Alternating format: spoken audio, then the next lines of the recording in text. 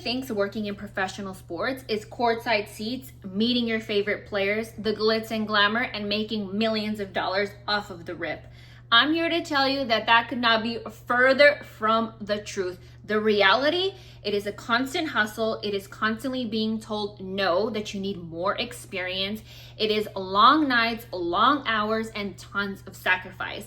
But if you have a passion for it, and if you have an inner calling the way that I do, that this is what you're meant to be doing, then nothing is gonna stop you. And this video is for you, so that I can give you all of the insights and how you can break into the sports industry. So stay tuned. So a little background on me. I have a master's degree. I graduated from the University of Texas at El Paso. Contrary to a lot of the people that I work with within the industry, I did not go to journalism school, but I got started in college working for my athletics department. I was a graduate assistant, and that is where my passion truly started. Once I ended up graduating, I ended up moving down to South Texas, and I got my first opportunity of working with a professional sports team, the Rio Grande Valley Vipers. They are the G League affiliate team to the Houston Rockets. However, I got started selling season tickets. Sales was not my favorite thing to do, but let me tell you, when the opportunity came, I ran with it, because in my mind, I was like, this is already a foot in the door. So I ended up doing that for a little bit. Eventually, I noticed that they didn't have a sideline reporter. So I basically took it upon myself to do the role. And I remember at the time I had a conversation with our marketing director, and I told her, I said, you know, this is ultimately what I want to be doing. Like, I want to be doing sports media, sports journalism. And so she flat out told me, she's like, you know what? You can definitely do it. We can also have you do some of like the digital stuff. Instagram and stuff was blowing up at the time. She's like, but you're not going to get paid for it. But in my mind, I was like, girl, it does not matter. It is the opportunity to do it. So I did it. I ran with it. I was a sideline reporter for all of the home games. I was doing all of the digital hosting. We launched a YouTube channel. I was doing sit-down interviews with all of these players and so forth. A long story short, eventually the G League, the league itself, got hold of what I was doing. They reached out to me and they asked me to do a 2-part documentary series introducing the Capitanes of Mexico City alongside Amazon Prime. So I had the opportunity to do that, and it was absolutely phenomenal. I had a wonderful experience. Having that opportunity to do that 2-part documentary series just felt like the epitome of my career. Unfortunately, though, a year later, I was fired. And it was something that was totally out of my control. Unfortunately, the individual who ended up firing me was not the greatest fan of women. And the owner of the team actually disagreed with him firing me, and he tried offering my job back because he had no reasoning to let me go in the manner in which he did and why he did. But at that time, I kind of felt like that was God telling me like I had outgrown where I was, you know? I always have these doubts in my mind, like I feel like I'm meant for something bigger. I felt like I'm meant with something bigger. But I know this happens to a lot of people, and I know you all can relate to this too. You get comfortable, right? You get comfortable in your environment. I was very happy. I loved my coworkers. I loved what I was doing. But I felt like that was God's way of like almost like pushing me out. So despite me being offered my job back, I knew that that was kind of God's way of nudging me. So I ended up spending 1 more year down in the RGV. Again, the owner of the team ended up offering me another role with their arena where the team actually played. And so there I had the opportunity to interview a lot of the entertainment and the talent that went to the arena to do concerts. For example, like Grupo Frontera, I got to do a sit-down interview with them, which was amazing, and I'm very grateful for my time there. This is how I also know that God always has our best interest in mind. That year that I was fired, aside from getting offered that role to work with the arena, the G League actually reached out back to me and they said, hey, we just signed this deal with Tubi and we want to offer you the opportunity to be the host and the producer of your very own show. It'll run all season long. You get to come up with the name with it. You get to come up with the storyline and how you want it to flow. And it'll air on Tubi. And I thought to myself, like, wow, over here, I felt like my world was falling apart because I had just been fired, just lost my job. And now not only do I get to work for the arena and do interviews of these entertainers, now I'm also going to have my show. So my show ran for one season long. It was called The Call Up with April Marie, which again aired on Tubi. I had the opportunity to talk to all of these players, and I ended up calling it The Call Up because similar to players in the G League who are looking for that call up to the next level, I saw myself in them because I too was waiting for that call up. But I have to say that was like a very challenging time for me. Okay, being fired from one day to another, I mean, it totally took me for a loop, but at the same time I feel like it strengthened both my faith in God, and it also just strengthened the love that I have for myself, right? Like I had to truly remind myself, like, if this is something that I wanted, then I needed to like hone in and really focus on continuing to develop my skills, continuing to perfect the craft. And so yeah, I am very grateful for my time there, but ultimately I knew that I had to make a big leap and make a transition to a bigger market. So I know a lot of you guys already know, but if you haven't been following me on my channel now, I recently moved to Dallas, Texas. So I've now been in Dallas for the last 8 months. Yeah, just turned 8 months. And I absolutely love it. I was ready to be in a bigger sports market. And so yeah, that is a little bit of background on me. Now, for those of you who are looking to break into the sports industry, I think it's important to also be very realistic of what it is you're going to get into. Again, I ended up transitioning. As I told you all, I got my start selling season tickets, but I knew from the very beginning that I wanted to transition into sports media. I saw that the opportunity was there. Nobody was doing it. And so the thing about me, and the thing that I think is so important when you step into a career such as the sports industry is, what are you willing to bring to the table that others are not? So one thing about me that I take pride in is I don't necessarily wait for opportunities, but I create them myself. I saw that there was no reporter. I saw that there was no digital host. So I took it upon myself to fill in that role. I went to my marketing director and I said, this is what I can do. This is what I can offer you. This is your product, and this is how I can elevate the product. And I think because of that, you know, she loved the initiative, and which is why she kind of gave me free range. And I truly believe, had I not taken that first step, I wouldn't have garnered the attention of the league itself. Because during that time, if you turned on a G League game, G League games didn't have a sideline reporter. Like, that was non-existent. Sure, they had them at the NBA level, but nobody had a G League team. I mean, nobody had a reporter at the G League level. And something that I feel like also helped me is that I worked for the RGV Vipers. They are the winningest team in the league. So they already had such an established foundation, an established franchise. People were actually watching their games because we would win. We won championships. So I feel like that just elevated the exposure that I was getting. So again, what are you willing to bring to the table that others are not?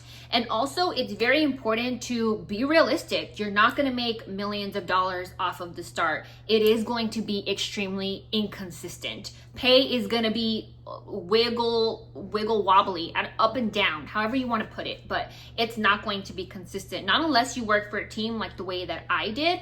A lot of people end up doing freelance jobs, and if that's not something that you feel comfortable with, then this might not be the industry for you. Something else I've developed throughout time is tough skin. I personally am the type of woman who I love constructive criticism, especially in my line of work. It's important to sit down with people who have already been there, done that, and that they provide to me that constructive criticism. Why? Because that's only going to help me get better at my craft.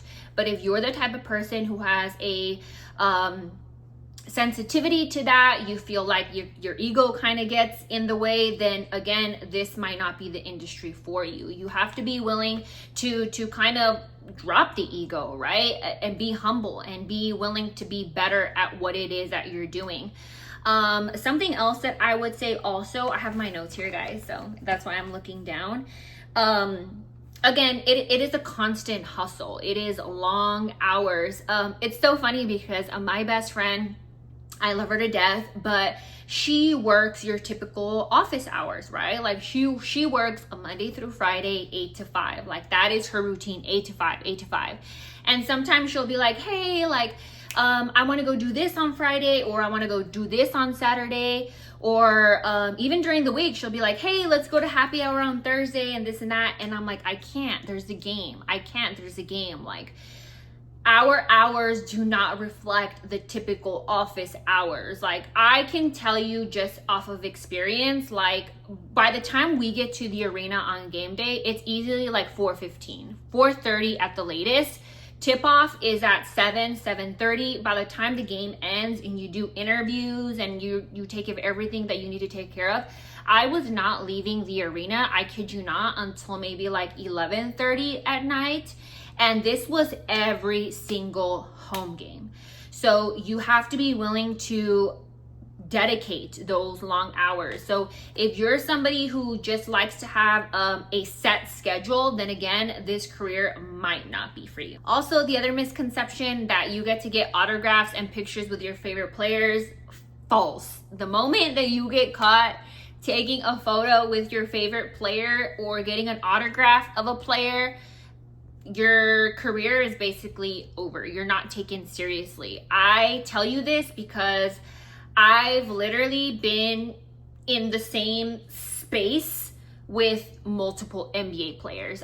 For example, my very first summer league, I kid you not, it was during COVID, and no, it was that was my second year going to summer league, and Karl Anthony Towns was like literally like right here. Like, this is my pillow, this is Karl Anthony Towns. Obviously we had masks on, but there was like a nurse in front of us giving us a swab. Well, and he's not this high, right? Karl Anthony Towns was like over here. I was right here. Karl Anthony Towns was like right there.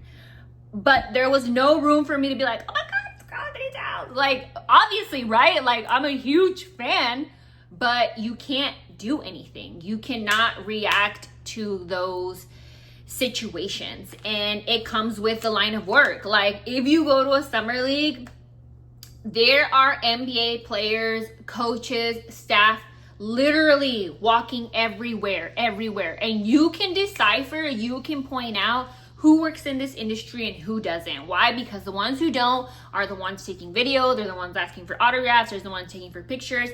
You will never catch Taylor Rooks doing that. No, ma'am. Taylor Rooks knows she is there to do a job. She is there to be taken seriously. And this goes for all individuals who work in the sports industry. It doesn't matter whether you're a coach. It doesn't matter whether you're media. It doesn't matter whether you're social media. Obviously, right, if you're social media, you're gathering videos and so forth, but you get the difference. It doesn't matter what role you're in. We are able to decipher who is a fan and who is truly a part of the sports industry and knows how to carry themselves. Which leads me to my last point of this video, and that is actionable advice that you can do in order to break into the industry. My number one advice to you, because this is something that I preach on daily, and that is networking.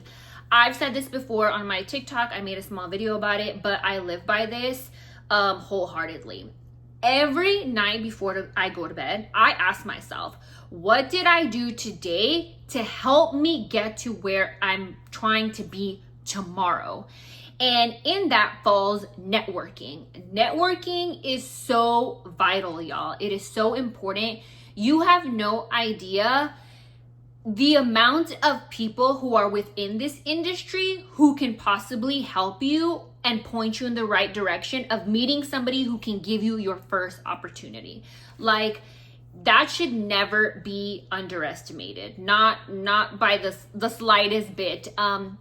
I am constantly having conversations with people, reaching out to people via email, following and fostering relationships that I already have. That's another thing. If you've already met a group of individuals, it is important to continue to foster and feed into those relationships. Why? So that they can keep you in mind, so that if they hear of an opportunity, they can say, hey, I was just talking to April Marie the other day. Hey, April Marie just followed up with me, and I hear about this opportunity. She told me she was looking for a job. Let me reach out to her. Like, you never know what a relationship or how a relationship can just pivot you forward, thrust you forward, I should say, into an opportunity. And along that same lines, within that same question of what can I do today to help me get to where I'm trying to be tomorrow, is practicing the craft, right? Like, what did you do today? Did you read an article? Did you practice speaking in front of the mirror? Did you watch another person that you admire within the same industry that you're trying to do? Or like, for example, within the sports industry. For example, me, like, I love watching Taylor Brooks do interviews. I love watching Malika Andrews do interviews. I love watching Holly Rowe do her sidelines and so forth. So that is stuff that I can actively do myself to help me get better. Seeking mentors. Mentors have been so valuable throughout the duration of my career. This latest opportunity that I got with MLS Next Pro to be the host of the show The Report, I actually got through connecting with a mentor of mine. I met her a couple years back. I kind of started off networking with her. I kind of built that connection. Now I call her my mentor and my really good friend. She pointed me in the direction of another contact. His name is Joe, and he ultimately offered me the opportunity to be the host of The Report. So that all kind of fell through within the realms of both mentorships and networking. Never stop seeking advice from mentors. I don't think there's anything more relatable than being able to have a conversation with somebody who's been there, done that. They give the best advice, trust me. I would also say it's so important to find what makes you unique, ¿verdad? Like, por ejemplo, I am a Latina. A mí me fascina poder hablar español. Me fascina poder demostrar de dónde vengo yo. So any opportunity that I can showcase that, y'all, you have no idea how many opportunities I've been blessed with solely because the fact I am Latina. That's what separates me, and that's what makes me unique. So I embrace it. Lastly, I think it's so important to have that true conversation with yourself as to why you want to do this. Nothing makes me happier than being in front of the camera, the joy that it brings me, despite all the times that I've been told no, despite the times that I felt like nothing was happening for me.